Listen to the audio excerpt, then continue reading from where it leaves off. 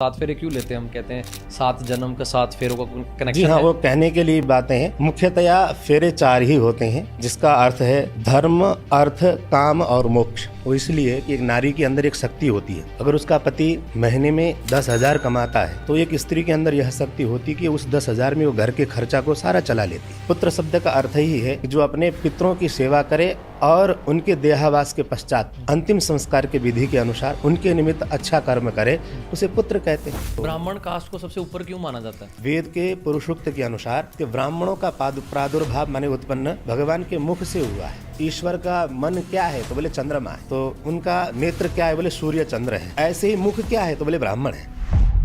Kashi Banaras Hindu university में संस्कृत क्षेत्र में लगभग 60% स्टूडेंट अंग्रेज हैं संस्कृत क्षेत्र में। अब उन अंग्रेजों को न किसी का विवाह करवाना है, न किसी के यहाँ पूजा पाठ करवाना है। जैसे हम भारतवासी इसको समझना नहीं चाहते। हमारे यहाँ अगर कोई संस्कृत पढ़ लेता है तो ये मान लेते हैं कि हाँ ठीक है, 2-4 मंत्र जानता होगा, पूजा पाठ करवा के अपना जीवन यापन कर रहा है, ठीक है। ऐसी हमारी मेंटेलिटी हो गई है।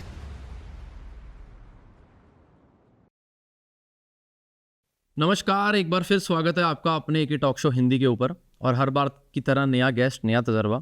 तो आज श्री कृष्ण भारद्वाज जी का स्वागत है। कैसे हो सर? धन्यवाद। एकदम बढ़िया, आनंद मंगल है और सब कुछ बढ़िया चल रहा है। आप अपने इंट्रोडक्शन आप ही दे दीजिए। एक संस्कृत क्षेत्र का व्यक्ति हूँ। मैंने संस्कृत का अध्ययन किया है और वाराणसी संपूर्णानंद संस्कृत यूनिवर्सिटी से अध्ययन किया, आचार्य की डिग्री की है। 2015 में आचार्य की डिग्री कंप्लीट करके फिर मैं लुधियाना आया था। हालांकि उससे पहले भी मैं बनारस पढ़ने गया, उससे पहले भी लुधियाना में ही रहता था, लेकिन 2015 में लुधियाना में प्रॉपर आकर के लादिया में रहता हूँ। अभी मॉडल टाउन श्री कृष्ण मंदिर, प्राचीन श्री कृष्ण मंदिर में सेवारत हूँ। आप पंडित जी हैं ना? जी। मुझे थोड़ी सी नॉलेज कम है, तो कोई शब्द में कुछ आपको लगे, कुछ बुरा लगे तो उसके लिए पहले सॉरी। जी जी, कोई बात। मैं हमेशा कोशिश करता हूँ कि हर फील्ड का पॉडकास्ट हुआ जाए, तो आज कोशिश करूँगा कि आपसे सारी दिल की बातें करूँ। जी अवश्य, खोल करके बात करने की इच्छा हमारी भी बहुत है। आप आचार्य जी हैं। आचार्य जी कौन होते हैं? आचार्य संस्कृत में जैसे 6 के पश्चात किसी भी स्टूडेंट को एंट्री मिलती है, उसमें जैसे 9th को पूर्व मध्यमा प्रथम वर्ष कहते हैं, 10th को पूर्व मध्यमा द्वितीय वर्ष कहते हैं संस्कृत में। और जो +1 है उसको उत्तर मध्यमा प्रथम कहते हैं। तो इसी प्रकार से अध्ययनरत होता है तो MA को आचार्य कहते हैं। MA जी, MA के बाद PhD होता है। जैसे तो आचार्य के बाद PhD की डिग्री होती है संस्कृत आपने में। अभी तक MA की है? MA की हुई, MA के बाद फिर पढ़ाई आगे कंटिन्यू नहीं कर सका, तो उसके बाद कुछ पारिवारिक इश्यूज रहे हैं, इस वजह से फिर पढ़ाई छोड़ करके अपनी गृहस्थी संभालने लगे। नाम बहुत अच्छा आपका, कृष्णा जी। जी। किसने रखा आपका नाम? अब माता पिता ने रखा है। कृष्ण का अर्थ कर से इति कृष्ण, जो अपनी तरफ आकर्षित करे लोगों को, उसे कृष्ण कहते हैं। क्या क्या सिखाते हैं महाराज जी पढ़ाई में आपको? पढ़ाई आपने क्या की उसमें? पढ़ाई में वास्तविकता अब लोगों की दृष्टि तो ऐसा है कि चलो संस्कृत पढ़ा हुआ है तो तंत्र मंत्र करता होगा, झाड़ फूक करता होगा ना, ऐसी थिंकिंग लोगों की होती है। परंतु वास्तव में संस्कृत के जगत में ऐसा नहीं है। संस्कृत में भी सब्जेक्ट्स होते हैं, जैसे साहित्य, नव्य व्याकरण, वेद, पुराण, इतिहास, ये सब संस्कृत के सब्जेक्ट्स हैं। इस सब्जेक्ट्स को लेकर के हमें पढ़ना होता है। वो प्रॉपर जो संस्कृत पढ़ते हैं, जो संस्कृत पढ़ करके जो डिग्रियां करते हैं, तो उन लोगों के लिए हमने साहित्य विषय लिया है। तो साहित्य में हमारा भूगोल, खगोल और वेदों के अंतर्गत बातों को सिखाया जाता है, जिसमें जीवन जीने की शैली को प्राथमिकता दी गई है। आपने ये फील्ड क्यों चूज़ किया? आप यूथ होने के नाते आपको इस चीज़ में क्यों अछूत हुई, मतलब कि मैंने यही फील्ड में जाना है, संस्कृति पढ़नी है? आपका कोई फैमिली बैकग्राउंड भी, आप आचार्य जी से हैं या आप पहले हो? जी, मेरे बड़े भाई साहब हैं, वो भी संस्कृत से ही हैं। और हमारे 3 भाई हैं, हम तीनों भाई संस्कृत से हैं। और सबसे बड़े वाले भाई साहब मेरे से 21 वर्ष बड़े हैं, वो भी लुधियाना में ही हैं, दुर्गी दुर्गा माता मंदिर में सेवारत थे। अभी उस वक्त इस मंदिर में नहीं है सेवारत, तो वो भी संस्कृत में थे, तो उन्होंने फिर हमें भी संस्कृत में ही अध्ययन कराया, जिससे कि एक संस्कार भी बना रहे, सनातन संस्कृति का अपने संस्कार भी बना रहे, इसके लिए संस्कृत अध्ययन कराया। अभी आजकल आप क्या कर रहे हो? पंडित जी कहते हैं ना आपको? जी जी हाँ। क्या करते हो आज आप आजकल हमारी आजीविका तो वैसे तो संस्कृत पढ़ने वालों के लिए बहुत कम बैकग्राउंड, कुछ भी फील्ड वगैरह कम है। हालांकि अभी काफ़ी सरकार ने भी प्रोत्साहन संस्कृत को देने का प्रयत्न किया है, इसके लिए हम सभी का धन्यवाद भी करते हैं। परंतु इस वक्त हमारा जो कार्य है वह केवल जैसे विवाह, नामकरण, संस्कार इत्यादि, और मंदिर में सेवा करके पूजा पाठ, यज्ञ अनुष्ठान, धर्म के प्रति जो भी धार्मिक कर्म है उससे वही करते हैं। आपके लिए धर्म की क्या भाषा है सर? आप धर्म किसको समझते हैं? धर्म मतलब व्यक्ति को करने योग्य कार्य को धर्म कहते हैं। एक धर्म का एक पर्यायवाची वो कर्म ही है। धर्म माने जैसे बेटे का धर्म क्या है? पिता की सेवा करना, उसका कर्म भी तो वही है। बस वो कर्म और धर्म एक पर्यायवाची ही है। और धार्मिक होने का मतलब केवल पूजा पाठ करना, तिलक चंदन माला कंठी लगाना ही नहीं होता। हमारे ग्रंथों के अनुसार अपने कर्तव्यों को सम्यकतया निर्वहन करना ही धर्म का मूल अर्थ है। जैसे खेती कर करके जीवन यापन करने वाले व्यक्ति के लिए खेती करना उसका धर्म है। सेना में अथवा सेवारत व्यक्तियों के लिए बॉर्डर की सुरक्षा करना, देश की सुरक्षा करना उनका धर्म है। मतलब कर्म ही धर्म, कर्म ही धर्म है, इसलिए कर्म ही पूजा है कहा गया। हम लोगों की शादियां भी करवाते हो? जी, विवाह आदि जो हमारे संस्कार होते हैं, हम संस्कृत क्षेत्र के हैं इसलिए हमें इस विषय को कराना पड़ेगा। तो हमारे सनातन के अनुसार मनुष्य से जन्म से लेकर मृत्यु तक 16 संस्कारें निर्धारित की गई हैं। जो 16वें नंबर का संस्कार होता है उसको अंतिम संस्कार कहते हैं। क्या मतलब समझाओ खुल के। 16 तरह का क्या 16 संस्कार, जैसे गर्भाधान, नामकरण संस्कार, विवाह संस्कार, इसको पाणी ग्रहण संस्कार भी कहते हैं। ये सब संस्कार हैं। जैसे नामकरण है बच्चे का, करते हैं तो सम्यकतया आप कंप्यूटर से छांट करके रख ले तो भी नामकरण, नाम तो पड़ ही जाता है। तो उसको हमारे वेदों में एक करने की शैली को बताया है, पद्धति को बताया कि किस तरह से करना है। उस नामकरण संस्कार को किस उम्र पर करना है।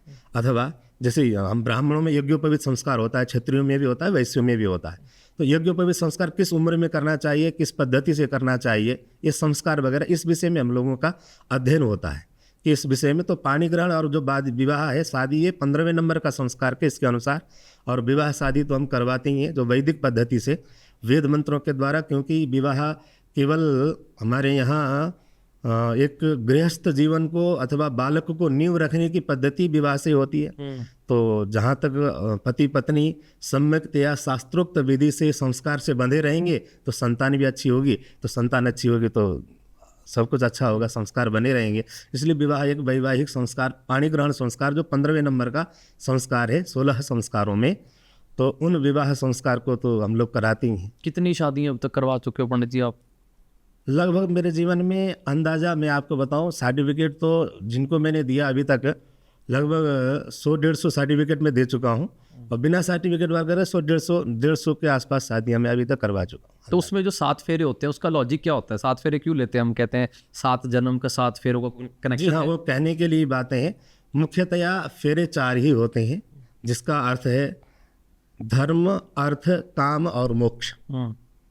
धर्म माने मैं जीवन भर इस स्त्री के संग अथवा इस पुरुष के संग धर्मयुक्त जीवन जीऊंगा। धर्मयुक्त जीवन माने मनमौजी तरीके से नहीं, जिस चीज़ को जिस समय पर करना है उस चीज़ को उसी वक्त सही तरीके से करने को ही धर्म कहते हैं। तो उस जीवन से धर्म, अगर आप सही तरीके से सही कर्म को करेंगे तो अर्थ आपके पास स्वाभाविक रूप से आएगा। अर्थ माने धन संपदा, सही समय पर कुछ काम करेंगे तब तो अर्थ आएगा ना। हम मेहनत करने के समय में मेहनत करें नहीं और समय में मेहनत करेंगे तो अर्थ नहीं आएगा। तो धर्म माने कर्म है, उसको सही समय से करेंगे तो फिर अर्थ भी आएगा। और काम माने जब अर्थ आएगा तो आपकी कामनाओं की पूर्ति होगी, और जब कामनाओं की पूर्ति होगी तो सुख मिलेगा। उसको मोक्ष कहते हैं। माने जिसको कुछ पाने की इच्छा न रह गई हो, जिनकी मन की स्थिति ऐसी हो गई हो कि अब कुछ पाने की इच्छा नहीं है, उस स्थिति को मोक्ष कहा है। तो वो मोक्ष चतुर्थ, वो 4 फेरों का मतलब तो यह है। और जो 3 फेरे हैं वह एक परिक्रमा है, अग्नि की मानते हैं, अथवा उसको अब 7 फेरे अभी प्रचलन में चला है। मुख्यतया विवाह में 4 फेरे होते हैं और 7 वचन होते हैं। 7 वचन कन्याओं के द्वारा होता है। तो देखा सेखी में लोगों ने 7 वचन है तो 7 फेरे ही प्रारंभ कर दिए, लेकिन शास्त्रोक्त पद्धति में विवाह में 7 फेरे का विधान नहीं है, 4 फेरों का विधान है। और 7 वचन कौन कौन से होते हैं? 7 वचन माने जैसे कन्या कहती है वर से कि हम आपकी अर्धांगिनी तो बनेंगी, लेकिन प्रथम वचन में कहती हैं विवाह के समय में कि धनम धान्यम च मिष्ठान्नम, आप जो जीवन में धन अर्जित करेंगे वो आपको मुझे सौंपना होगा, अथवा मुझे जानकारी उसकी होनी चाहिए। अच्छा, ये हमारे शास्त्रों में है कि पहला वचन कन्या यही कहती है विवाह में कि जो आप धन कमाएंगे, जो आप जीवन में मेहनत करके अर्जित करेंगे, वह आप मुझे बताएंगे, मेरी जानकारी में होगा। मैंने अपनी लाइफ में पहली बार ये सुना है। जी। अच्छा। तो अब विवाह होगा तो आप फिर सुनेंगे। आपको लगता है पंडित जी कि लोग इतना इंटरेस्ट से सुनते होंगे जब नहीं, विवाह के समय अवश्य सुनते हैं सर। अच्छा, सारा सुनते हैं। क्या बात है जी। मेरे को लगता है ये बात सुनने के बाद शायद कई विवाह में पहला वचन ना ही ले। नहीं, पहला वचन का कारण मैं आपको लॉजिक बताता हूँ। वो इसलिए कि एक नारी के अंदर एक शक्ति होती है। अगर उसका पति महीने में 10,000 कमाता है तो एक स्त्री के अंदर यह शक्ति होती है कि उस 10,000 में वो घर के खर्चा को सारा चला लेती है। कितना खाने में लगाना है, कितने में बच्चों में लगाना। अगर उसका पति 1 लाख कमाता है तो उस स्त्री के अंदर यह सामर्थ्य होता है कि वह 1 लाख में अपने घर के खर्चों को चलाती है। तो इसलिए शास्त्रों ने सबसे पहले वचन में कहा कि पुरुष जो वर, आप जब अब धन अर्जित करेंगे गृहस्थ जीवन में तो आप अपनी पत्नी को सौंपेंगे ताकि वो आपकी गृहस्थी को संभालेंगी किस तरीके से, कितना खर्चा करना है। ये तभी तो कहा ना कि धनम धान्यम च मिष्ठान्नम, जो धन कमाएंगे, जो धान्य भंडार घर की चाबी वो मेरे अधीन होगी। पहला वचन यह है। पर पंडित जी आपको लगता है कि आजकल के ज़माने में ये चीज़ लोग अमल करते हैं? इस चीज़ पे अमल तो नहीं करते हैं, लेकिन जो करते हैं उनका गृहस्थ सुखीमय होता है, सुखमय होता है। क्योंकि अगर घर में मान लीजिए वो पैसे सिर्फ बताने होते हैं अपनी वाइफ को या उसको पकड़ाने भी होते हैं? नहीं, उसको पकड़ाने भी होते हैं। अच्छा, पैसे उनको दे दो। नहीं, मतलब ऐसा होता है ना, गृहिणी का मतलब न गृहम गृहम इत्याहु गृहिणीम गृहम उच्यते। अगर घर सुखमय रखना है तो घर की जो व्यवस्थाएं हैं वो गृहिणी के अंडर होना अच्छा माना गया। क्या व्यवस्थाएं, कितनी व्यवस्था, उसकी भी एक मर्यादा है। जैसे पंच सोना गृहस्थस्य चुल्ली पेषणोपस्करः, माने कि रसोई की व्यवस्था अथवा संतान की परवरिश की व्यवस्था, इन व्यवस्थाओं के लिए कहा गया है। उसमें समस्त सर्वाधिकार स्त्री को ही दिया है ऐसा तो नहीं है, उसमें कुछ मर्यादाएं बनाई है, उस हिसाब से उनको ये पहला वचन है। हमारे ग्रंथों में क्या मतलब वो जो बनाई है उन्होंने? ग्रंथों में गृहस्थ जीवन के लिए जीवन जीने की शैली को बताया गया है कि उसमें 5 यज्ञ प्रत्येक दिन गृहस्थी को करना चाहिए। गृहस्थ जीवन में अगर पति पत्नी रहते हैं तो उनका जीवन शैली क्या होनी चाहिए, दिनचर्या कैसा होना चाहिए, ये शास्त्रों में बताया है। उसमें से अगर कुछ प्रकाश डालें तो 5 यज्ञ, हमारे तो हर चीज़ को यज्ञ कहा गया है। ज्ञान यज्ञ आपने सुना होगा, कथा ज्ञान यज्ञ। तो ऐसे ही यह गृहस्थ जीवन में जो भी आप करते हैं सुबह से शाम तक, वह सब एक प्रकार का यज्ञ है। यज्ञ माने पूजा है, अनुष्ठान है। तो उसमें अध्यापनम ब्रह्म यज्ञ, गृहस्थियों के लिए अगर हम बात करें तो 5 यज्ञ मुख्यतः करने का विधान बताया है, जिसमें सबसे पहला है ब्रह्म यज्ञ, दूसरा है देव यज्ञ, तीसरा है पितृयज्ञ, चौथा है मनुष्य यज्ञ और 5वां है पंचदेव बलि। इन सब के अर्थ अलग अलग हैं जो गृहस्थियों को प्रत्येक दिन करना चाहिए। तो ब्रह्म यज्ञ कैसे करते हैं?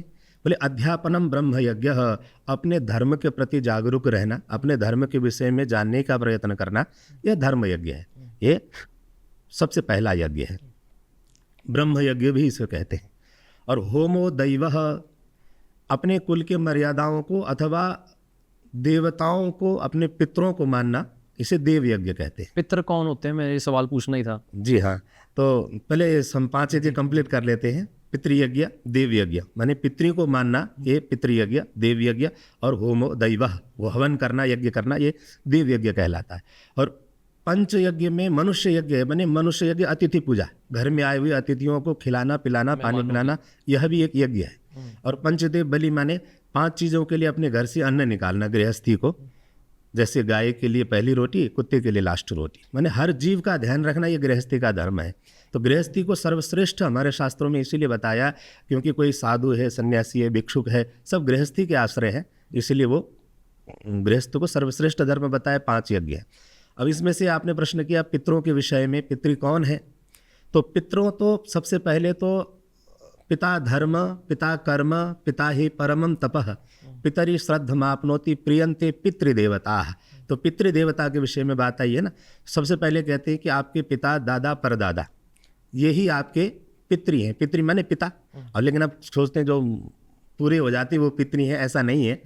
तो पुत्र का परम कर्तव्य है कि सबसे पहले तो अपने माता पिता की सेवा करें। पुंनामात नरकात त्रायते इति पुत्रः, पुत्र शब्द का ये व्युत्पत्ति है। ये पुत्र शब्द का अर्थ ही है कि जो अपने पितरों की सेवा करे और उनके देहावास के पश्चात अंतिम संस्कार के विधि के अनुसार उनके निमित्त अच्छा कर्म करे, उसे पुत्र कहते हैं। तो पितृ वैसे अगर शास्त्रोक्त विधि से देखा जाए तो पितृ हमारे कुल के, हमारे जो पूर्वज होते हैं, सामान्यतया उन्हीं को पितृ कहते हैं। तो पंडित जी ये जो ब्राह्मण कास्ट है, ये कास्टिज्म है, ये कहाँ से शुरू कहाँ से हुआ था? ये तो एक प्रकार से ब्राह्मण एक संज्ञा दी गई है, संज्ञा माने नाम।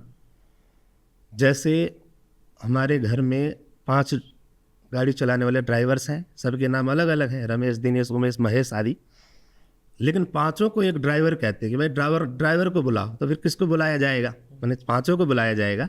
तो एक समूह की संज्ञा दी गई है कि ये ब्राह्मण है, ये क्षत्रिय है, ये वैश्य है, ये शूद्र है, एक समूह की संज्ञा है। सामान्यतया शास्त्रों में इसकी उत्पत्ति कहाँ से पाई जाती है, जो हमने अध्ययन किया वही आपको हम बताएंगे।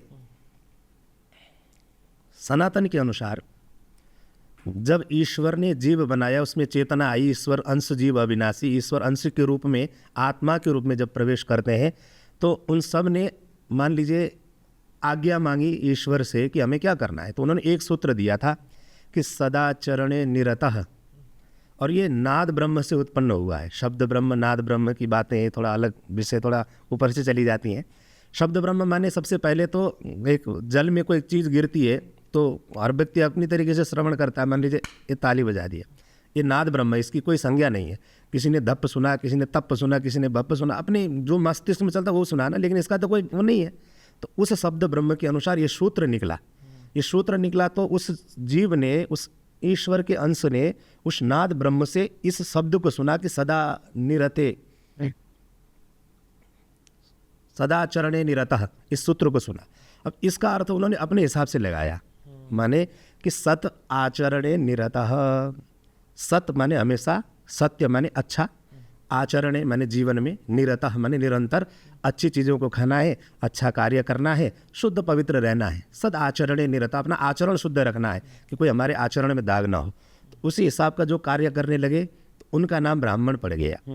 यही सूत्र अन्य लोगों ने भी सुना था। उन्होंने क्या कहा?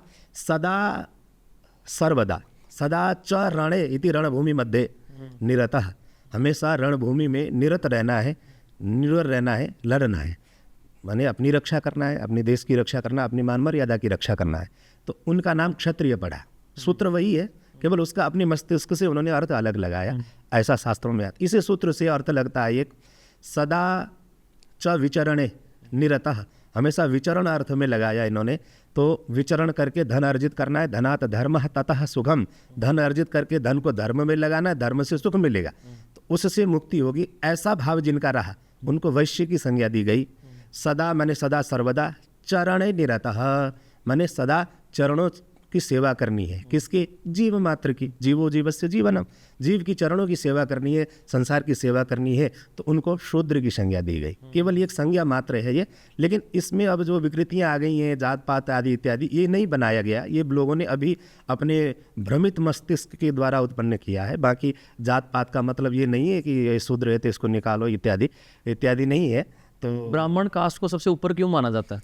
ब्राह्मण को इसलिए ऊपर माना जाता है कि क्योंकि अगर विराट पुरुष के उत्सर्ग देखें, वेद के पुरुषोक्त के अनुसार, कि ब्राह्मणों का प्रादुर्भाव माने उत्पत्ति भगवान के मुख से हुआ है। जो विराट पुरुष है ना भगवान का, वैसे तो हमने देखा है कि भगवान का स्वरूप राधा कृष्ण बंसी लिए बैठे हैं, राम जी धनुष लिए बैठे हैं, शंकर जी त्रिशूल लिए बैठे हैं, परंतु ये सब सगुण साकार के रूप में है। जो निर्गुण निराकार ब्रह्म है उसका शरीर के विषय में वर्णन किया वेद के द्वितीय अध्याय में, मतलब दूसरे अध्याय में, रुद्राष्टाध्यायी के पुरुषोक्त के पहले ही मंत्र में उनका वर्णन है। तो उस पुरुषोक्त में विराट पुरुष का वर्णन है कि उनके अंग कैसे हैं। जैसे चंद्रमा मनसो जातः, कि उस ईश्वर का मन क्या है तो बोले चंद्रमा है। तो उनका नेत्र क्या है बोले सूर्य चंद्र है। ये नदी नालियाँ क्या है, नदियाँ तो भगवान की नाड़ियाँ हैं। तो ये वृक्ष क्या है तो बोले भगवान के रों है। तो ऐसे ही मुख क्या है तो बोले ब्राह्मण है। तो बोले भगवान की भुजाएं क्या है तो बोले वो क्षत्रिय है। तो भगवान की उरु माने वो वैश्य है, पेट। और शूद्र क्या है बोले भगवान का चरण है। तो ये सब भगवान के अंग विग्रह है। अब हमारे शरीर में भी जो चीज़ हम जहाँ पहननी होती है उसको वहीं पर पहनते हैं।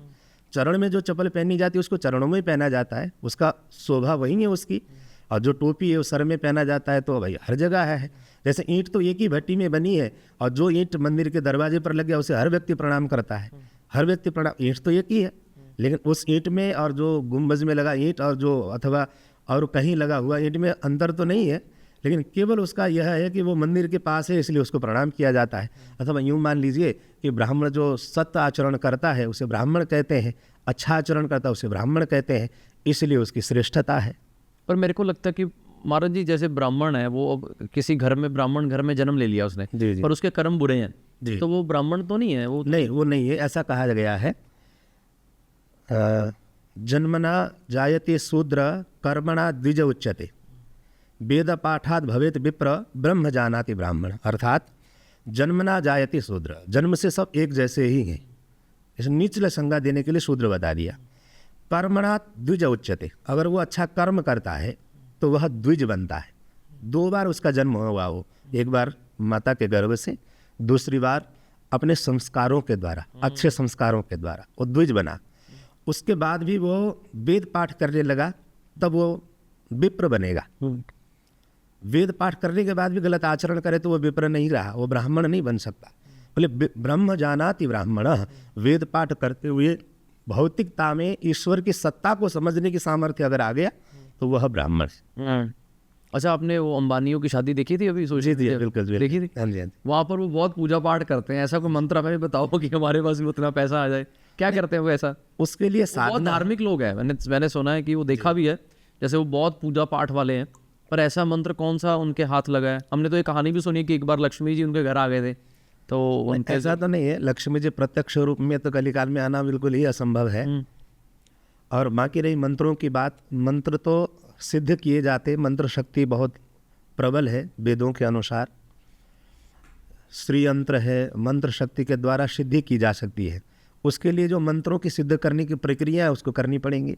जिस प्रकार से दूध के कण कण में घी विद्यमान है, परंतु अगर उस दूध से आपको घी निकालना है तो उससे घी तक पहुंचने की जो प्रक्रियाएं हैं उसको आपको सम्यकतया माने अच्छी प्रकार से निभाना पड़ेगा, प्रोसेसिंग करनी पड़ेगी। ऐसे मंत्र सिद्ध अगर करना है लक्ष्मी जी का अथवा अन्य किसी चीज़ का तो उस प्रोसेसिंग को आपको करना पड़ेगा।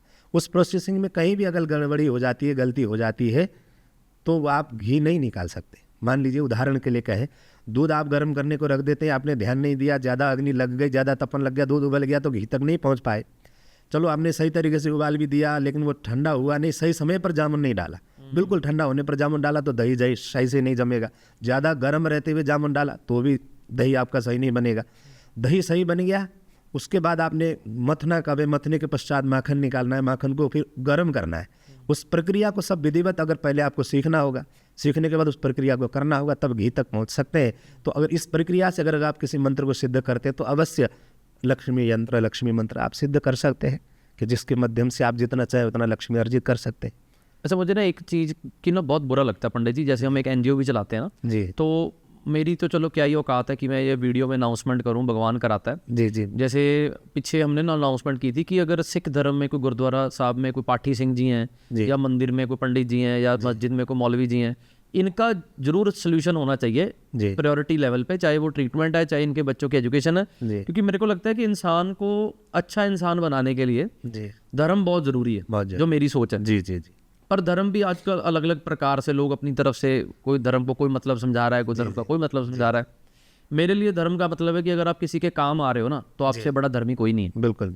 पर अगर आप सारा दिन लोगों से झूठ बोल के पैसे कमा रहे हो, खा रहे हो, नुकसान कर रहे जी। हो और आप सुबह शाम पूजा पाठ कर रहे हो तो मेरी नज़रों में वो इंसान जीरो है। जीरो है ना? बिल्कुल। तो मैं ये सवाल पूछना चाहता हूँ कि पंडित भाइयों का क्या हाल है पंजाब में या पूरे इंडिया में? हम बोलते हैं कि पैसे लेके पूजा करवा लो, पैसे लेके मंदिर में लाइन तोड़ के आगे चले जाओ, हम देखते भी हैं, ये होता भी है, जिससे हम भाग नहीं सकते क्योंकि मैंने खुद एक्सपीरियंस जी किया। जी एक्सपीरियंस। हम जाते हैं रिलीजियस प्लेसेस पे तो वहाँ पे क्या होता है, कोई वीआईपी आ रहा है या किसी ने गट्टी पकड़ाई पंडित जी को तो पंडित जी उसको माला भी दे रहे हैं, पंडित जी उसको वो भी दे रहे हैं। वो मेरे मन में कई बार ख्याल आता है, जैसे मैं छोटे होते ना चिंतपूर्णी बहुत जाता था, अभी भी जाता हूँ, तो घर वालों ने क्या करना ते लाइन लगी होती थी पंडित जी बड़ी लंबी, तो घर वालों ने लाइन तोड़ के सीधा दुकानदार के साथ सेटिंग करके ऊपर मत्था टेक के आ जाना। तब तो मुझे एहसास नहीं हुआ, तब तो मैं बोलता था ले अभी पापा ने तो मेरे सीधा ही सेटिंग करा दी। आज मेरे को बड़ा बुरा लगता है वो याद करके कि जो लोग सुबह से लेके लाइन में लगे हुए थे, यार भगवान तो उनको भी देख रहा था। बिल्कुल बिल्कुल। हम जैसे वहां पर दूसरे तरीके से चले गए, भगवान उनको भी देख रहा है, उनको भी देख। पर जो पंडित जी वहां पर बैठ के पैसे लेके किसी को स्पेशल ट्रीटमेंट दे रहे हैं कि भगवान उनको नहीं देखते? बिल्कुल देखते हैं। अच्छा, ये हमारे सनातन की एक विकृति ही है और उसमें जो ये करते हैं सेटिंग करने वाले, मुझे लगता है कि उसमें वो पंडित नहीं है, अथवा होंगे भी तो ब्राह्मण शरीर से, जैसे आपने कहा, वो जरूर हो सकते हैं। जो अच्छा पढ़ा लिखा ब्राह्मण होगा वो ऐसा कर्म नहीं करता है। अथवा अन्य मंदिरों में भी मुख्यतया व्यवस्था ट्रस्ट लोग करती है। जो व्यवस्था ट्रस्टी करती है उस व्यवस्था को हमें अपनाना पड़ता है। और जो ब्राह्मण वगैरह है, जो वहाँ पे पूजा पाठ पुजारी हैं जैसे हमारे जैसे, तो हमें तो जो मंदिर की व्यवस्था है, ट्रस्ट है, उनके अनुसार उनके गाइडिंग के अनुसार चलना पड़ता है। बाकी रही अब ये जो मुख्य तीर्थ क्षेत्र जहाँ भी हैं, जितने भी हैं, वहाँ पर VIP पास भी बनाने लगे हैं। ये एक प्रकार की व्यवस्था भी हम कह सकते हैं ये, लेकिन है तो दुष्कृति ही, हमारे सनातन की दुष्कृति ही है। और वो व्यवस्था निर्माण तो इसलिए किया गया होगा जो असमर्थ व्यक्ति है, चलो उसको VIP पास से दर्शन करा दिया जाए।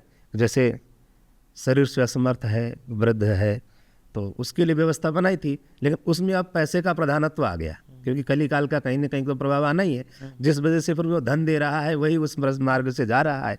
लेकिन उसको निर्माण करने का जो अभिप्राय था वो इस तरह से धन अर्जित करना तो नहीं रहा होगा।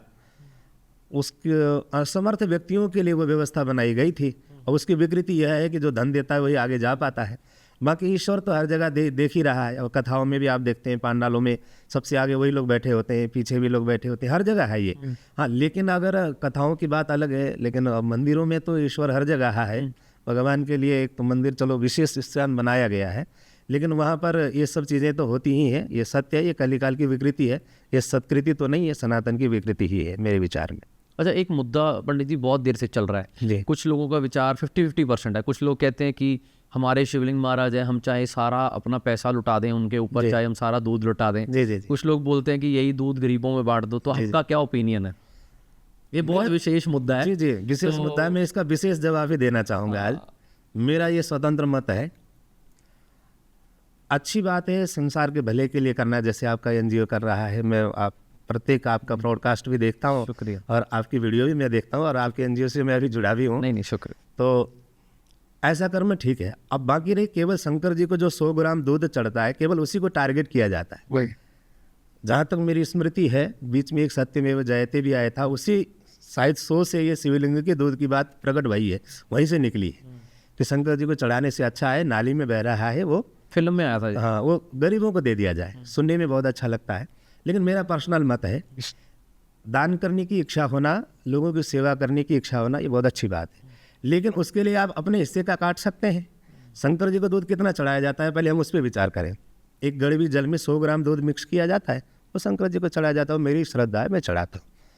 अगर मेरी श्रद्धा है कि मैं इस गरीब को दूध पिलाऊं, तो केवल मुझे ज़रूरी है कि वो 100 ग्राम दूध ही उसको पिलाया जाए।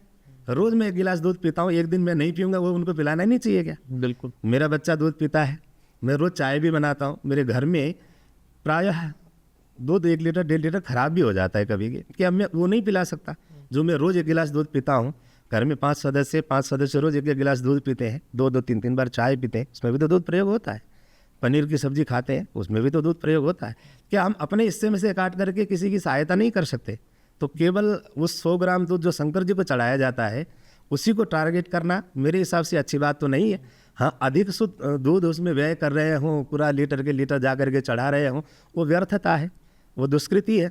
परंतु एक गड़वी जल में थोड़ा सा दूध मिक्स करके जो शंकर जी को सावन में चढ़ाते हैं भक्तजन, तो वो तो उनकी श्रद्धा का विषय है, उसे चढ़ाने देना भी चाहिए। और वो शंकर जी के निमित्त निकाला गया दूध शंकर जी के पास ही रहे तो अच्छा है। अरे ये तो दुनिया वो चला रहे हैं। जी, जी, हम कौन उनको दूध देने वाले? हम तो खुद जो पी रहे हैं उनकी कृपा से पी रहे हैं। हाँ। पर पंडित जी एक तरफ ये भी बात चलती है कि दूध चढ़ाने से कोई प्रॉब्लम नहीं है, प्रॉब्लम होनी भी नहीं चाहिए। हर किसी की श्रद्धा, आपने बिल्कुल सही बोला। किसी के पैसे, चाहे वो शंकर जी को 100 लीटर दूध चलाए, उसके पैसे वो कौन सा किसी से मांग कर दे रहे हैं। जी जी। पर पॉइंट ये आता है कि लॉजिक क्या है? जैसे 100 ग्राम मैं दूध आज नहीं पीऊंगा, मैंने दूध पीना छोड़ दिया, कि जो मैं दूध पीता हूँ उसका आधा दूध मैं रोज लोगों को डोनेट करूंगा।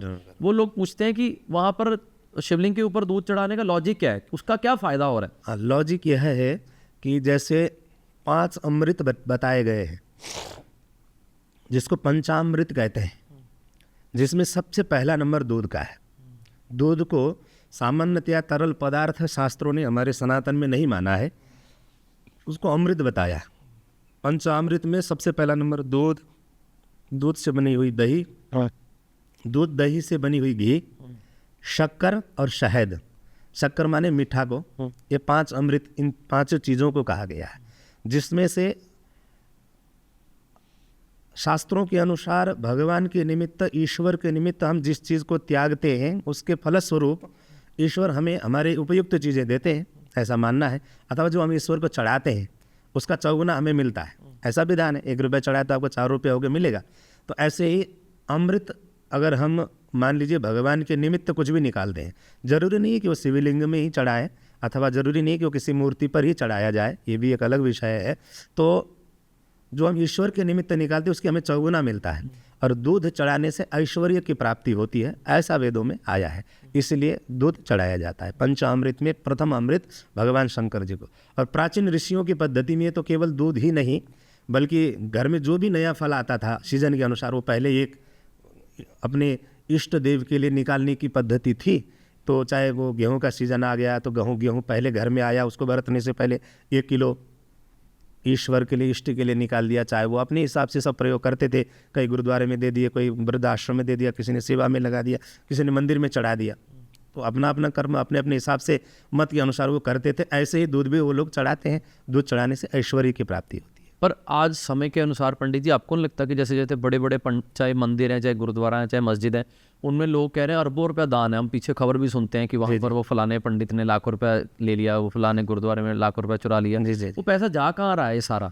ये अब जो मंदिरों की व्यवस्था है, प्रायः करके जितने भी मंदिर है, काशी विश्वनाथ, वहाँ की चढ़ावा सब सरकार के अंडर में ही जाता है। और जो वहाँ की अन्य जो छोटे मंदिर हैं उसमें जो ट्रस्ट बनी हुई है उसके अंडर में रहता है। अब वो ट्रस्ट अपने मति के अनुसार खर्चा करते हैं कि भाई हम मंदिर बनाए अथवा हॉस्पिटल बनाए या नहीं बनाए। उसमें मुझे लगता है ब्राह्मणों का कहीं कहीं हो सकता है 1-8% हाथ हो, लेकिन 99% उसमें पुजारियों का हाथ होता ही नहीं।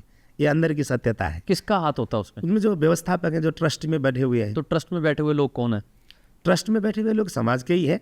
तो उन तक ये बात क्यों नहीं पहुंचती? अगर मेरे को लगता है कि समाज में जितनी भी बातें होती हैं, जैसे बड़ी एक बेसिक सी बात है, जी जी, मुझे पंजाब का पता है, पंजाब में बड़ी बेसिक सी बात चलती है कि अपने ग्रंथी सिंह साम लो, जी जी, जो गुरुद्वारा साहब के ना। हाँ जी, तो मेरा मन होता है कि बीइंग सनातनी, पंडित भी साथ संभाल लो। जी जी जी, चाहे मैं मुस्लिम नहीं हूँ, पर मुझे उनकी भी फिक्र है, मैं कौन हूँ फिक्र करने वाला। पर मेरे को लगता है कि आप लोग ना जी जी, यूथ को अच्छे रास्ते पे चलने वाले चलाने में मदद कर सकते हो। मदद कर। फॉर एग्जाम्पल हम ये पॉडकास्ट कर रहे हैं, जी। हालांकि ऐसे पॉडकास्ट आपने पंजाब में बहुत कम देखे होंगे, जी जी जी, क्योंकि लोग सुनते नहीं है, सुनते नहीं। व्यूज नहीं आते तो चैनल का खर्चा नहीं निकलेगा, खर्चा नहीं निकलेगा तो फिर ये चलेगा नहीं। पर मेरा ना मन था कि मैं खुद योगदान जरूर डालूं कि जो हमारे पंडितों की, ग्रंथी सिंहों की या मुस्लिम भाइयों के जो होते हैं मस्जिद में, उनकी ना व्यवस्था बहुत खराब है। जी, सैलरी बहुत कम है, वो बच्चे अच्छा पढ़ नहीं पा रहे, हेल्थ फैसिलिटी नहीं है। उनके लिए क्या किया जाए?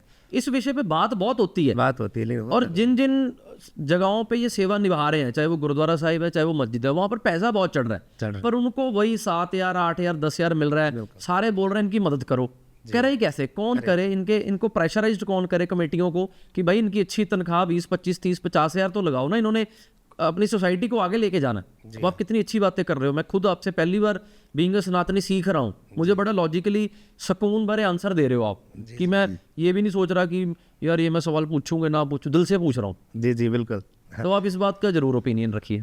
इसमें अब वैसे तो जो मंदिर में अथवा गुरुद्वारे में जो श्रद्धालु जन जाते हैं, वे कुछ न कुछ उन्हें अपनी श्रद्धा से दे आते हैं। शायद इसको देख करके जो व्यवस्थापक ट्रस्टियों में बैठे हैं, उन्होंने शायद कम सैलरी लगाई हो, और इसमें तो खास उनको कोई खास मिलता नहीं है। गुरुद्वारों में भी मुझे पता है, मंदिरों में भी मुश्किल से 4,000, 5,000 ही मिलता है बस जी, महीने का। जी। अब मैं ब्रॉडकास्ट आपके लाइव कह रहा हूँ, मेरे स्वयं का 5,000 रुपये तनख्वाह महीने का आपका केवल। तो कैसे घर कैसे चलता है 5,000? तो बाकी जैसे हमारा तो चल जाता है, ठाकुर जी की कृपा से किसी के घर में पूजा करने चले जाते हैं, अनुष्ठान करने चले जाते हैं। जैसे किसी का नामकरण संस्कार है, बच्चा होता है तो नामकरण संस्कार करना होता है, उस संस्कार में चले जाते हैं। उसमें जो फलस्वरूप जो दक्षिणा के रूप में धन मिलता है, उससे जीवन यापन चलता है। पर फिर भी मुश्किल तो है ही। उन्हें मुश्किल तो बहुत रहता है। वो आकाश वृत्ति है, ऐसा तो नहीं कि जरूरी कि भाई वो हमेशा ही चलेगा। मान लीजिए एक दिन हम पूजा में चले गए तो हो सकता है 10 दिन ना आए, हो सकता है 15 दिन ना आए। तो ऐसी स्थिति में आकाश वृत्ति है। कभी कभी रोज भी दिन में 2-3 भी पूजाएं होती हैं, तो ये आकाश वृत्ति है, ऐसे ही जीवन चल रहा है। तो जब फेरे होते हैं पंडित जी लोगों के, तो फेरों में क्या पढ़ा जाता है? वहाँ पर तो समझ नहीं आता कुछ भी, पर वहाँ पर पंडित जी पढ़ते क्या है? कई बार ये भी लोग बोल देते हैं कि जल्दी जल्दी पूजा संपन्न कर दो, जल्दी जल्दी भी कुछ हो जाता है। जल्दी तो कुछ होता नहीं है।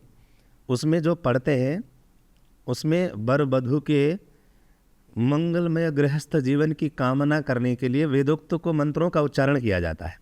मंत्र माने जैसे मान लीजिए उसे वास्तविकतया मंत्र का जो अर्थ है उसको सिखाने का है कि आपने किस तरीके से जीवन जीना है।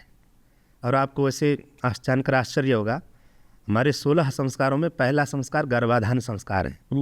वहाँ से जीव की उत्पत्ति होती है ना, तो वहीं से तो जीवन शुरुआत हो रहा है। उसकी भी एक विधि है शास्त्रों में, उसको सिखाने की विधि। अब उस विषय पे तो चर्चा होती नहीं है। कोई माला डालने में व्यस्त है, कोई कैमरा बनाने में व्यस्त है, कोई नाचने में व्यस्त है। पंडित जी को लगता है मेरे को तो कोई कुछ समझता ही नहीं है शादी में। पंडित जी फटाफट करो, जी हाँ, हम नाचे जाकर। इसीलिए तो उसको धर्म को सुन नहीं पा रहे हैं, तो इसलिए अधिक लोग व्यतीत हैं अथवा दुखित है। शादी में जो मंत्र पढ़े जाते हैं अथवा जो उसमें विधियाँ अथवा जो रस्में कराई जाती हैं, उसमें केवल उस नव विवाहित वर वधू को संस्कार सिखाने के ही उद्देश्य से विवाह में कराए जाते हैं कि आपके बड़े बुजुर्गों के प्रति क्या अब आपका दायित्व है, ये सिखाने का मतलब। अगर मान लीजिए कोई कुंवारा है, लॉजिकतया सामान्यतया भी विचार करें, उसके घर में कोई आए जाए वो पानी ना पूछे तो लोग बुरा नहीं मानते।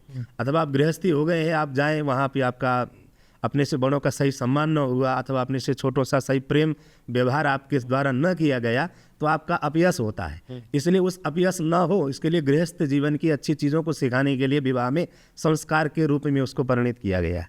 अब विवाह 8 प्रकार से होती हैं। जो मंडप में कराया जाता है वो शुद्ध सात्विक विवाह है। गांधर्व विवाह की भी पद्धति है। गांधर्व विवाह माने प्रेम विवाह आजकल जिसको कहते हैं, उसकी भी पद्धति है, लेकिन उसको उत्तम नहीं माना गया है।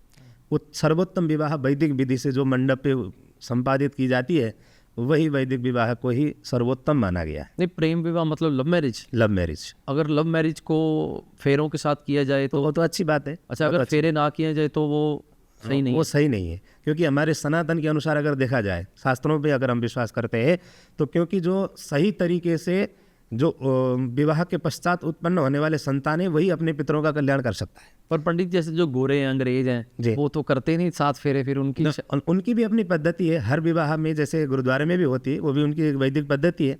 और जैसे अंग्रेज लोगों का चर्च में जो वैदिक पद्धति तो उनकी भी है ना, अपने अनुसार सबकी पद्धतियाँ हैं।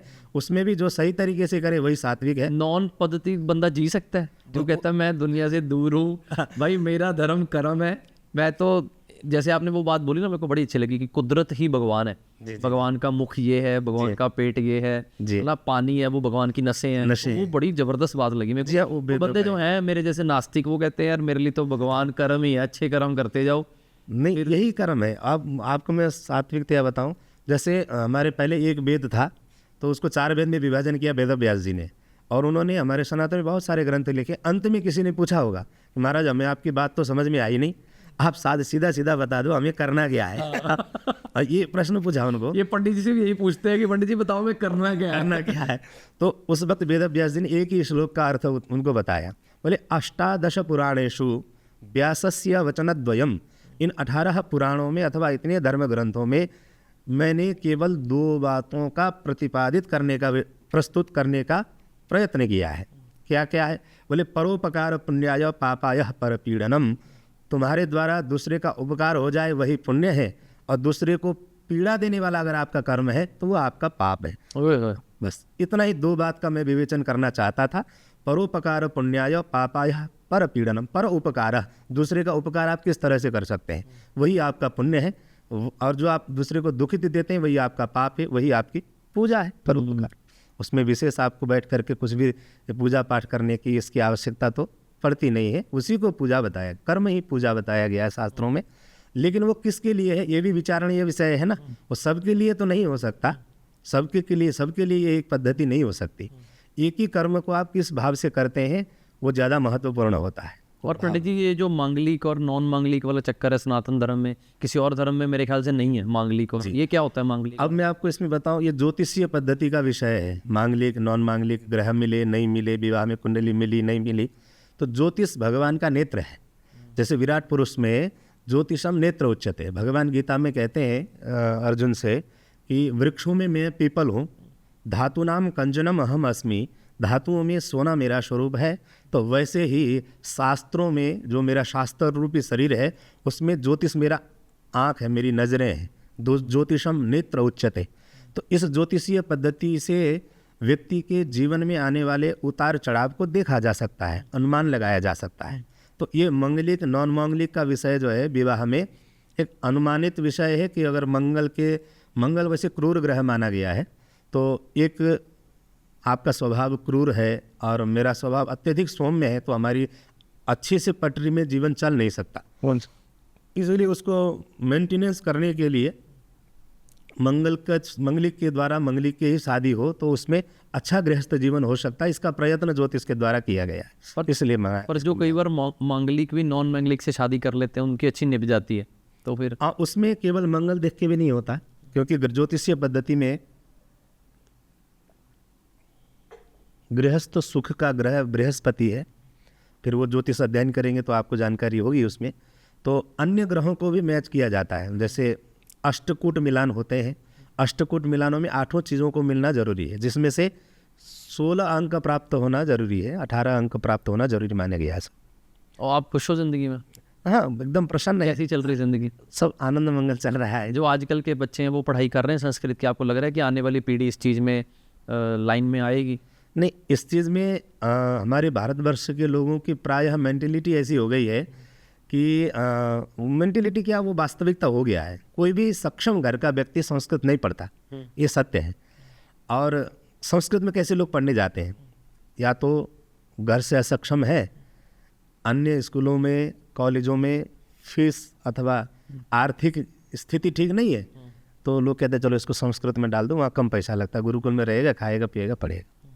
अथवा देखा कि हमारा बालक उद्दंडी है, ज़्यादा शरारतें करता है, समझा के भी देख लिया, मारपीट करके भी देख ली, सुधर ही नहीं रहा, तो अंत में कहते हैं इसको गुरु जी के पास संस्कृत में गुरुकुल में भेज दो, शायद सुधर जाए, अंतिम ऑप्शन होता है। और हमारी मेंटेलिटी ऐसी हो गई है कि माता पिता को भी अपने संतान के लिए ये चोर न बन जाए अथवा ये डाकू न बन जाए, गलत कामों में न फंस जाए, इस बात की इतनी चिंता नहीं होती। ये कहीं बाबा न बन जाए, इस बात की ज़्यादा चिंता होती है। तो ऐसे लोग अगर संस्कृत पढ़ करके मार्गदर्शन करेंगे तो ऐसा ही स्थिति हमारे धर्म की बनेगी। लेकिन अगर संस्कृत के विषय में बात करें तो संस्कृत में बहुत कुछ छुपा हुआ है, इसको ढूंढने की ज़रूरत है। श्योर तो मैं नहीं हूँ, अंदाज़ा मैं सुनी हुई बात आपको बता रहा हूँ। काशी बनारस हिंदू यूनिवर्सिटी में संस्कृत क्षेत्र में लगभग 60% स्टूडेंट अंग्रेज हैं संस्कृत क्षेत्र में। अब उन अंग्रेजों को न किसी का विवाह करवाना है, न किसी के यहाँ पूजा पाठ करवाना है, फिर वह संस्कृत क्यों पढ़ रहे हैं? और आपने आजकल सोशल मीडिया से कुछ छुपा भी नहीं है, आप देखते भी होंगे कि विदेशी लोग बहुत अच्छा मंत्र उच्चारण करते हैं, स्तोत्र उच्चारण करते हैं, हनुमान चालीसा का पाठ करते हैं, और वृंदावन में भक्तिमय इस्कॉन मंदिर, इतना विदेशों में भी मंदिरें चल रही हैं। ये ऐसा क्यों हो रहा है? तो इसीलिए वो समझना चाहते हैं, जैसे हम भारतवासी इसको समझना नहीं चाहते। हमारे यहाँ अगर कोई संस्कृत पढ़ लेता है तो ये मान लेते हैं कि हाँ ठीक है, 2-4 मंत्र जानता होगा, पूजा पाठ करवा के अपना जीवन यापन कर रहा है, ठीक है। ऐसी हमारी मेंटेलिटी हो गई है। लेकिन वास्तव में संस्कृत में केवल उतना ही नहीं है। भूगोल खगोल के विषय में अगर देखा जाए तो ये पृथ्वी के लिए एक लिखा एक मंत्र है, नाभ्या आसीद अंतरिक्षम। देखो कितना बड़ा ये ब्रह्मांड है, एक ब्रह्मांड की व्याख्या इस मंत्र में है कि नाभ्या आसीद अंतरिक्षम, कि हे विराट पुरुष, आपका जो नाभि कुंड है ना, ये अंतरिक्ष माने ये आपका आकाश है। ये जो नाभि कुंड हम लोगों का है, वैसे भगवान का नाभि कुंड ये आकाश है। बोले पाताल में तस्य ही पाद मूलम, और आपका पैर क्या है, कहाँ तक है? बोले पाताल आपका पैर है। बोले शीर्षण और देव हो, और आपका सिर क्या है? बोले स्वर्ग है, अथवा सत्य लोग जिसे कह देते हैं। 14 लोगों का वर्णन है हमारे सनातन में। और जो पृथ्वी जिसमें हम रहते हैं, ये विराट पुरुष के कटी प्रदेश में है, कमर में है, तभी तो ये आकाश नाभि होगा। तो इसके नीचे 7 तल है, ऊपर भी 7 तल है। नीचे के 7 तल है सुतल, तलातल, अशातल, महातल आदि, पाताल आदि। ऊपर भू भुव स्व मह जन तप और सत्य लोग सर हैं। तो ये इस मंत्र, एक छोटे से मंत्र में देखिए कितनी व्याख्या हो गई है। एक छोटा सा मंत्र है ना। अब इसी प्रकार से इसकी दूरियां कितनी है, अथवा इस जगह से उस जगह में जाने के लिए क्या क्या प्रयोग किए जा सकते हैं। ये वेदों के, ये तो कर्म कांड का कोई एक मंत्र का आधे मंत्र का अर्थ मैं आपको बता रहा हूँ, तो आपको लग रहा होगा कि क्या ये कहाँ की बातें कर रहे हैं। तो ऐसे ही इसमें धनुर्वेद है, यजुर्वेद है, आयुर्वेद है। तो आयुर्वेद के अंदर औषधियों का वर्णन है। तो ये सब चीज़ों को पढ़ करके समझ करके उसमें मूल्यांकन करना है ना। संस्कृत में तो ये सब है।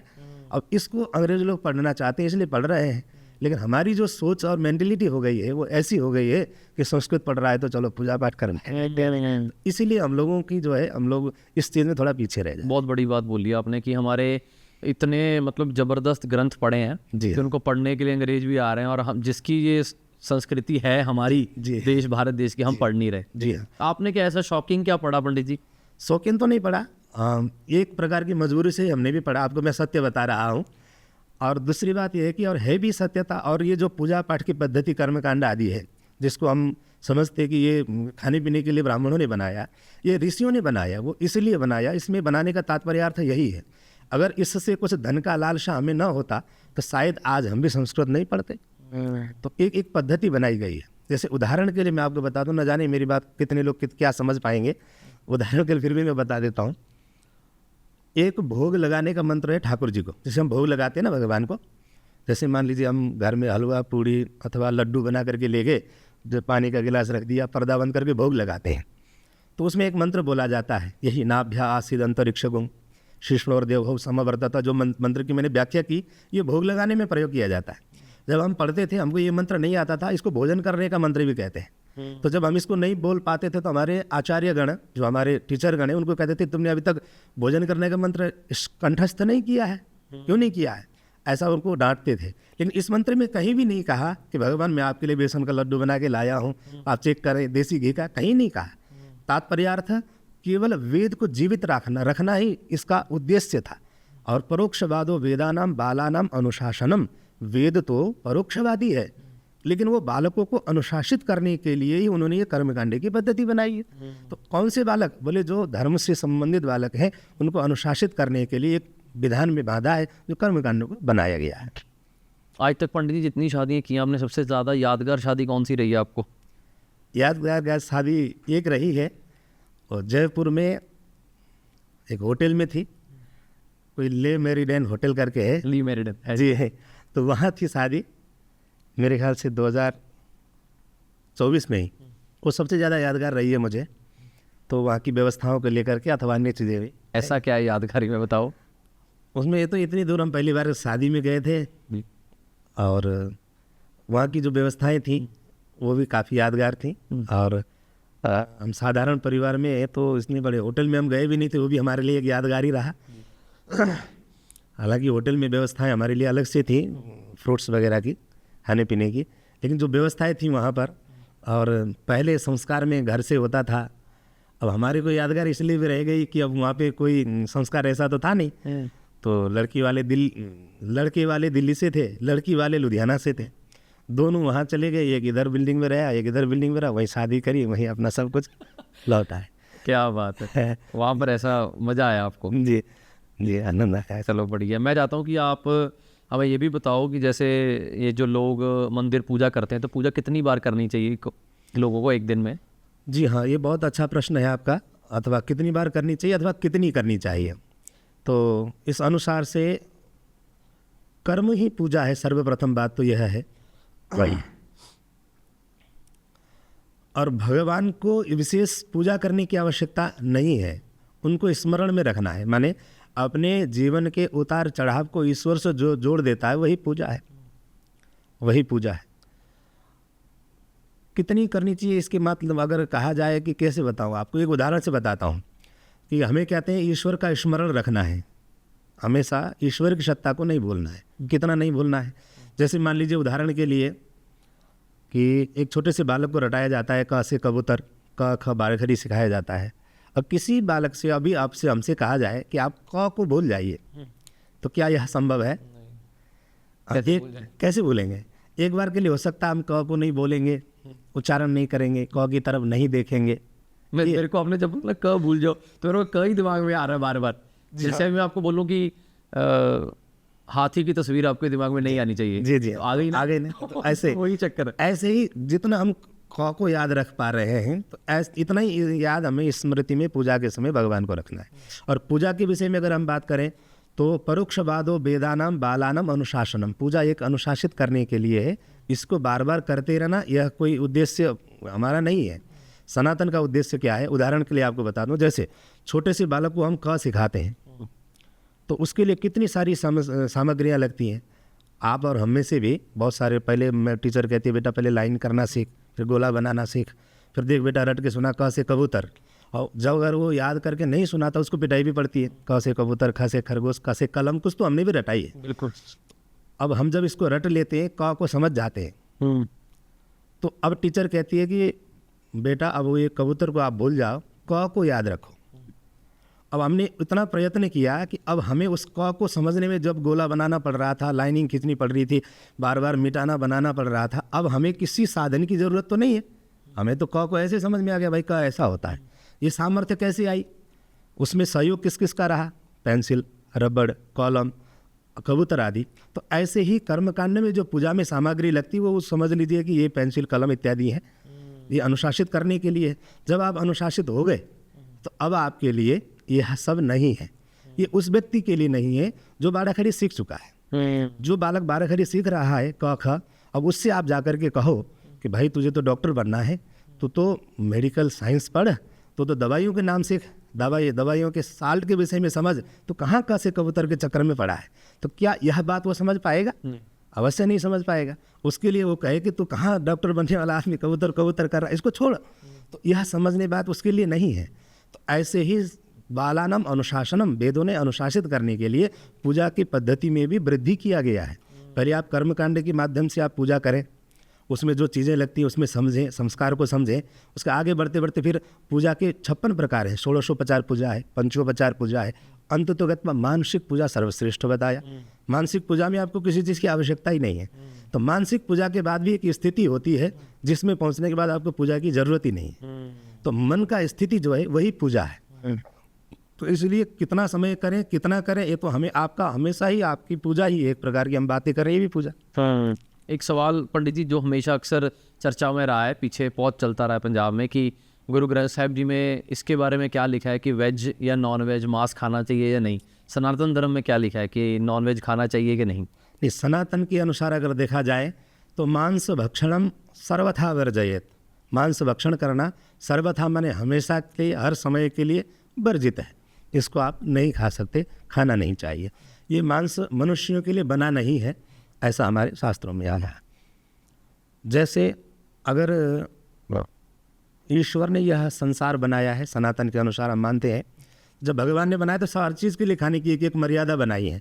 तो अगर केवल ये मर्यादा का उल्लंघन किया तो केवल इंसान ने किया, अन्य किसी चीज़ ने नहीं किया। और शेर के लिए मर्यादा बनाई कि आप केवल घास मांस खाओगे, घास नहीं खाओगे, तो आपने किसी भी शेर को घास खाते हुए नहीं देखा होगा। मर्यादा बनाई जैसे गाय, बैल, भैंस आदि के लिए कि आप घास खाओगे, आपने उनको कभी मांस खाते हुए नहीं देखा होगा। कभी बकरी ने इत्यादि, जो प्रत्येक उसके लिए एक अन्न बनाया है। तो मनुष्य के लिए ये सात्विक जीव है, इसलिए मांस इसको बनाया नहीं है। उसका अब हमारे शरीर में भी दिखता है। मांस खाने वाले जीव का जो दांत होता है वो तीखे होते हैं, हमारे इतने ज़्यादा तीखे नहीं है, ये अन्न आदि चबाने के लिए है। और मांस खाने वाले जो जानवर हैं उसके नाखून बड़े नंगर कहते हैं उसको, शिकार करने वाले। और मनुष्य का ऐसा नहीं है, हमारा नाखून है, उनका नंगरा है। तो हमारी आंतड़ियाँ भी इससे तो नॉन वेज को बचाने के लिए नहीं है। तो इसलिए नॉन वेज तो सर्वथा वर्जित ही बताया गया है। वो हिंसा तो हमेशा पाप ही बताया गया है। केवल मारना ही हिंसा नहीं होता, खाना भी एक हिंसा ही है। चाहे मान लीजिए देखना भी एक हिंसा है, उसकी अनुमति देना भी एक हिंसा माना गया है।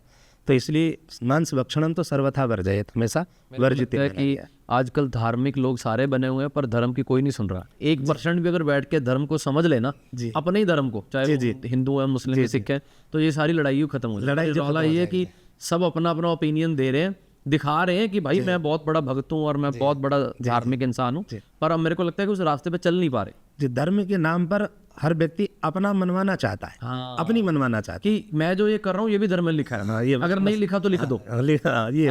यही विडम्बना है कि जो धर्म के नाम पर हर व्यक्ति मनवाना चाहता है। हाँ, हमारे सनातन में इतने सारे ग्रंथ हैं, उसमें विकृतियाँ जरूर हैं। जैसे हर चीज़ हर व्यक्ति के लिए नहीं है। एक उदाहरण समझाता हूँ, मैं आपको बताता हूँ। एक गुरुकुल में बहुत सारे विद्यार्थी अध्ययन कर रहे थे, पढ़ रहे थे, संक्षिप्त में ही बोलूँगा। तो उसमें से एक बालक को बीड़ी पीने की आदत थी, वो छुप छुप करके बीड़ी पिया करता था। एक दिन गुरुजी ने देख लिया, मैंने टीचर ने देख लिया और उसको पकड़ के डांट लगाई, अरे ये अच्छी आदत नहीं है बेटा, इसको छोड़ो। तो चरण पकड़ लिया, गुरुदेव क्षमा करें, क्या करूं, आदत में उतर गया, छूटता ही नहीं है। तो गुरुजी ने कहा देखो ये गुरुकुल है, ठीक है तुम्हारी आदत में उतर गया है तो हमें तुम्हें अनुमति देते हैं कि हफ्ते में एक दिन आप बीड़ी पिया करो, ठीक है। अब गुरुजी की मंशा तो ये थी कि अभी हफ्ते में एक दिन पिएगा, फिर कहूँगा महीने में एक दिन पी लो, फिर कहूँगा 6 महीने में पी लो, तो धीरे धीरे इसकी आदत छूट जाएगी। और गुरुजी ने कहा ऐसा करना तुम अष्टमी को अथवा चलो संडे को पिया करना, संडे को विद्यालय बंद रहता है तो किसी को प्रभाव भी नहीं पड़ेगा, एक दिन पिएगा, धीरे धीरे इसको कम करवा दूंगा। गुरुजी ने कहा एक दिन बीड़ी पियो, ठीक है जी। अब अगले जब संडे आया अथवा रविवार आया तो उसने अन्य बच्चों को भी साथ में बैठा लिया, बोला बीड़ी पियो। बोला क्यों? बोले गुरुजी ने कहा है। अच्छा सच में कहा है गुरुजी ने? हाँ, गुरुजी ने अपने मुख से कहा मुझे रविवार को बीड़ी पियो, संडे को बीड़ी पियो। अरे हो नहीं सकता। नहीं गुरुजी पूछो गुरुजी से। तो उसको ही प्रमाण पत्र बना के उस दूसरे को भी पिला दिया, उसने बीड़ी पिलाना शुरू कर दिया। एक दिन किसी कारण बस गुरुजी की चाहे अस्वस्थता के कारण मान लीजिए, केवल एक कपोल दृष्टांत ही है, तो विद्यालय से वो बाहर नहीं गए तो देखते हैं पहले एक बच्चे को बीड़ी पीने की आदत थी, अब सारे बच्चे बीड़ी पी रहे, 10-5 और बीड़ी लेके हाथ में घूम रहे। तो भाई क्या बात है? तो उन्होंने कहा गुरुदेव आप ही ने तो कहा था संडे को बीड़ी पी। गुरुजी ने कहा भाई मूर्ख, मैंने तो तुझे सुधारने के लिए कहा था, तूने उसको प्रमाण पत्र बना के 10 को और पिला दिया। तो ऐसी तरह से विकृतियाँ आई हैं कि वो चीज़ तो किसी महापुरुष ने किसी एक विषय में किसी व्यक्ति से कहा होगा कि आप जो है अमुक कर्म कर दो, कि जैसे सांप को दूध पिला दो, तो उसके अनुसार कहा होगा कि चलो कोई उसके लिए आवश्यकता पड़ी होगी, कोई ऐसा देश काल परिस्थिति बनी होगी, लेकिन उसने दूसरे को भी कह दिया तू भी सांप को दूध पिला, तेरे भी ग्रह ठीक हो जाएंगे। तो ऐसे ही जो है चलते चलते विकृतियाँ आई हैं, लेकिन इतनी सारी विकृतियाँ सनातन में तो नहीं है समझने वालों के लिए, लेकिन इस तरह से विकृतियाँ उत्पन्न होती हैं। पर हम कोशिश करेंगे कि अपने पॉडकास्ट के ज़रिए कुछ अच्छा समाज में देते रहें, क्योंकि मैं खुद कर्मों में यकीन करता हूँ कि अच्छे कर्म करो। मेरे को लगता है कि भगवान ने ये दुनिया बनाई है, तो अगर आप इस योग्य हैं कि किसी की मदद कर सकते हैं, चाहे वो अपने विचारों से, चाहे वो अपने धन से, चाहे वो अपने हाथों से, चाहे वो अपने दिल से, जी हम और नहीं कुछ कर सकते, कम से कम दिल से दुआ तो दे सकते हैं किसी को। आजकल लोग वो भी नहीं देते, पैसे देना तो बहुत दूर की बात है। लोग आजकल किसी को खुश देखकर ये भी नहीं बोलते कि भगवान इसकी खुशी सलामत रखना, वो ये बोलते भगवान ये खुश क्यों है इतना, इसको रुलाना। बिल्कुल सही है ना, ऐसी मेंटेलिटी हो गई। हाँ, मेरे को लगता है कि इंसान को कम से कम इतना मांगना चाहिए कि यार सरबत का भला कहते हैं ना, सबका भला, सबका भला मांगने वाला तो आज दुनिया है ही नहीं, सब अपना अपना मांग रहे हैं और बोल रहे हैं कि भगवान, वो कहते हैं एक बार कहावत थी कि एक बार ना एक गवांडी और एक बंदा भगवान जी से मांगते हैं, तो भगवान जी कहते हैं मैं तेरे को दे तो दूंगा, पर जो भी तेरे को दूंगा तेरे गवांडी को डबल दूंगा जी। वो कहता अच्छा, कहता चलो ठीक है जी। वो आंखें बंद करता है, वो कहता मेरे को एक गाड़ी दे दो, वो दे देते हैं एक गाड़ी, वो कहते उसको 2 दे दी, उसको 2 मिलेगी। वो कहता अच्छा यार, वो कहते मेरे को एक नया घर दे दो, कहते चलो ठीक है तेरे को नया घर, उसको 2 घर। वो कहते अब क्या करे, कहते मेरी एक आंख फोड़ दो।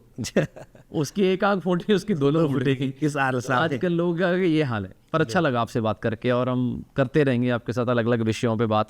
शुक्रिया आप आए हमारे कहने पे, और आपने इतना वेट भी किया। आपको कैसा लगा? जी बहुत आनंद लगा। मैं तो एक ड्रीम ही था आपसे मिलने का, सचली आपको बताऊं तो मैं आपका फॉलोवर्स रहा हूं 2019 से जी, मुझे अच्छे से याद है। शुक्रिया। अब आपसे भले मेरी बात पहली बार हो रही है, लेकिन जब दीप हॉस्पिटल के बाहर आप सेवा में होते थे तब मैं वहाँ उपस्थित था, और तब मेरा बेटा दीप हॉस्पिटल में एडमिट भी था, 2 महीने रहा। तो डॉक्टर नवीन बजाज इलाज कर रहे थे, तब से मैं आपको वहाँ पर मैंने पहली बार आपको देखा था, और घंटों में आपके सामने, बिल्कुल सामने, जैसे आप वहाँ बैठते थे ना साइड में पुरानी बिल्डिंग में, तो सामने खड़े होकर के सुनता था। आपकी जितनी भी टीमें सबको देखता था, फेसली मैं सबको पहचानता था। तब से फिर मैंने फॉलो किया, तब से मैं वीडियोस भी देख रहा हूँ 2019 से। लेकिन अब आपसे मिलने का सौभाग्य मिला, तो इसके लिए मैं बड़ा खुश हूँ। मैं कर्मों वाला हूँ कि आप भी हमें सुनते हैं, देखते हैं। जी और मैं चाहता हूँ कि मैं बस यही चाहता हूँ पंडित जी कि ना, मैं इस दुनिया में आया हूँ, मेरे को अभी इतना समझ नहीं आ पाया कि ये दुनिया क्यों बनी, किसने बनाई, कब तक चलेगी, कब शुरू हुई, इतना नहीं मेरे को मालूम। मैं कोशिश करता हूँ जानने की। पर मेरे को ये समझ आया कि मेरे को जितना जीवन मिला है ना, वो उसने चाबी भर के दिया। जी हाँ, ठीक है, टाइम दिया हुआ है, इतना टाइम, नीचे चला जा, देख जाके।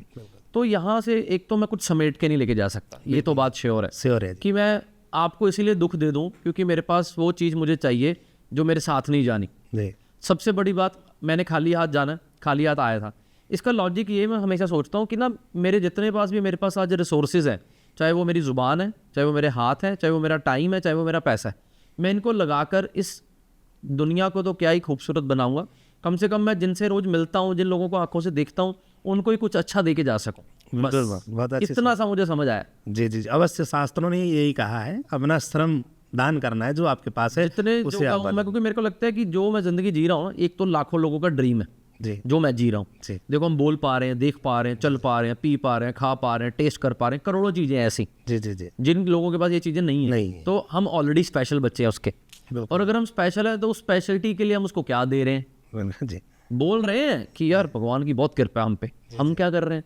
हम कर तो कुछ नहीं सकते क्योंकि उसकी दुनिया। पर एटलीस्ट मेरे को लगता है कि अगर कोई दुखी हृदय है, कोई दुखी मन है, उसकी मदद जरूर करूं।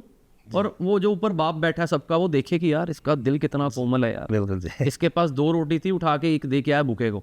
ये नहीं उसकी भी छीन लाया, उसकी भी छीन लाया, और 20 रोटी घर पे रखी है कि मेरे बच्चे खाएंगे, मेरे पड़पोते खाएंगे। लोगों को होता है ना, कितनी माया जोड़ लेते हैं सारी जिंदगी। किसी के पास 20 प्लॉट है, किसी के पास 200 प्लॉट है, किसी का एक भला करके राजी नहीं पूरी जिंदगी। बिल्कुल आके भगवान ने तो जी हमें दिया, जी हाँ उसको थोड़ी दिया। जी हाँ ऐसा ही करते हैं। और दुनिया भगवान को तो मन चाहिए होता है, उनको तो मन ही देना होता है। भगवान ने कहा निर्मल मन जन सो मोहि पावा। मैं उसी व्यक्ति से खुश हूँ जिसका मन निर्मल हो, जो सबके लिए हितैषी वाला मन हो।